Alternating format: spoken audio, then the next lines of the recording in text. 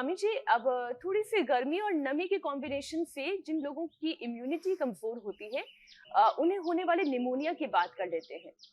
Swami ji, pneumonia अक्सर लोग कहते थे कि भाई सर्दियों के मौसम में या बारिशों के मौसम में इस तरह से निमोनिया का खतरा पैदा होता है।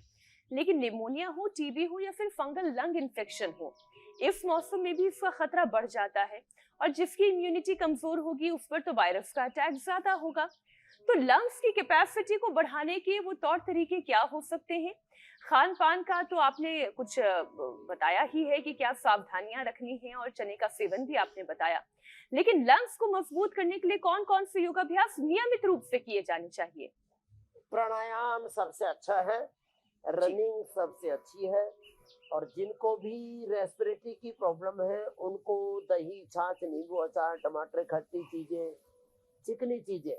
अब प्रधानमंत्री जी बोलते हैं तो उस पर तो शोर शराबा हो जाता है। मैं देख रहा हूँ so called social media influencer सब किसी पर पिले पड़े हैं। महंगाई आने वाली है, रिसेशन आने वाला है, चारों तरफ मंदी वाली है, पूरी दुनिया तबाह होने वाली है। कुछ लोगों की सुने ना तो ऐसा लगता है कल को सारी दुनिया में प्रलय मच जाएगा। तो मोदी जी ने कहा कि मैं तेल कम प्रयोग करूं। मैं तो कहता हूं जिनको कफ कोल्ड बहुत ज्यादा है, थोड़े दिन डेयरी प्रोडक्ट्स और चिकनाई सब बंद कर दो, तो रूखा सूखा खाओ। तो ये मामला बड़ा गड़बड़ा है। तो जिनको कफ कोल्ड है, चिकनाई थोड़े दिन बंद करनी पड़ेगी, खटाई थोड़े दिन, भारी भरकम चीजें खाना थोड़े दिन बंद करना पड़ेगा, और सर्वांग आसन करना पड़ेगा, उष्ट्रासन करना पड़ेगा, चक्रासन करना पड़ेगा। ऐसे धीरे धीरे अपने अभ्यास हमें बनाने पड़ेंगे। तो जो है अपने फेफड़ों को मजबूत बनाने के लिए ठंडी चीजें, आइसक्रीम और जितने भी कोल्ड ड्रिंक है, अब इसका बहिष्कार करने में दिक्कत क्या मेरे को समझ में नहीं आती। ये जितने भी कोका कोला, पेप्सी और थम्स अप, आओ कुछ तूफानी करते हैं, क्यों लेते हो भाई? इनमें कोई चीज ठंडी नहीं है, सारी चीजें गर्म है। जितने भी हम ठंडे के नाम पर चीजें खा रहे हैं सब गर्म है। जितने भी ताकत के नाम पर चीजें खा रहे हैं वो सब आपको भीतर से खोखला कर रही है। पता नहीं क्या खा रहे हैं, जंक फूड खा रहे हैं, फास्ट फूड खा रहे हैं। क्यों खाते हो भाई? मैकडोनल्ड्स क्यों खाते हो? आप सबवे क्यों खाते हो?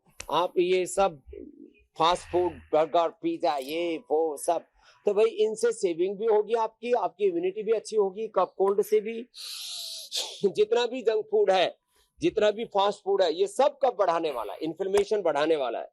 तो सिंपल खाना, उसको खाएं, प्राणायाम करें, हवा खाओ ना।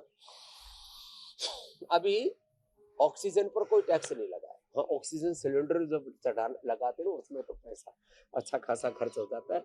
ऑक्सीजन सिलेंडर का भी पैसा आपको, और हॉस्पिटल का भी खर्चा, आईसीयू का भी खर्चा, दवाई का भी खर्चा, डॉक्टर का भी खर्चा। एक आदमी की जिंदगी को चलाने के लिए 10,000 से लेके 50,000, कई बार तो आईसीयू में भर्ती करने पर 1-1 लाख एक दिन का बिल बढ़ जाता है।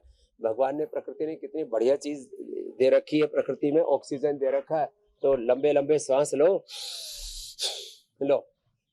एक दिन का खर्चा, एक दिन को सरवाइव, एक वन डे लाइफ को सरवाइव करने के लिए 1 लाख रुपए तक खर्चा कर देते हैं लोग हॉस्पिटल में। अरे भाई, हमारे साथ इंडिया टीवी पर लग जाओ, सुबह सुबह प्राणायाम कर लो। ये मुफ्त में आपके फेफड़े अच्छे हो जाएंगे। फिर जिनके ज्यादा ही फेफड़े खराब हो जाते हैं ना, श्वासारी ब्रोंकोम, श्वासारी अवले, सारी प्रवाही, क्वाथ, मुलेठी आदि के साथ साथ दिव्य पेय आदि, अब सब हमने बताया, च्यवनप्राश, बालप्राश आदि। लेकिन इसके साथ साथ कुछ घरेलू चीजें, जैसे दूध में हल्दी, शिलाजीत, शुंठी, मुलेठी, अश्वगंधा। और यदि वो इसका दूध है, सोया का दूध है, तो उससे तो बेस्ट कुछ भी नहीं हो सकता। सूट, पीपल, काली मिर्च, त्रिकुटा का चूर्ण शहद से चाट लिया, सीतोपलादी चूर्ण शहद से चाट लिया, श्वासारी पाउडर शहद से चाट लिया, एकदम से। हल्दी, अदरक, वासा, तुलसी और पान के पत्तों का रस, थोड़ा सा उसमें लौंग, काली मिर्च और जावित्री, जायफल, ये सब थोड़ा सा और डाल करके और शहद से चाट लो, पूरा कफ कोल्ड सब खत्म।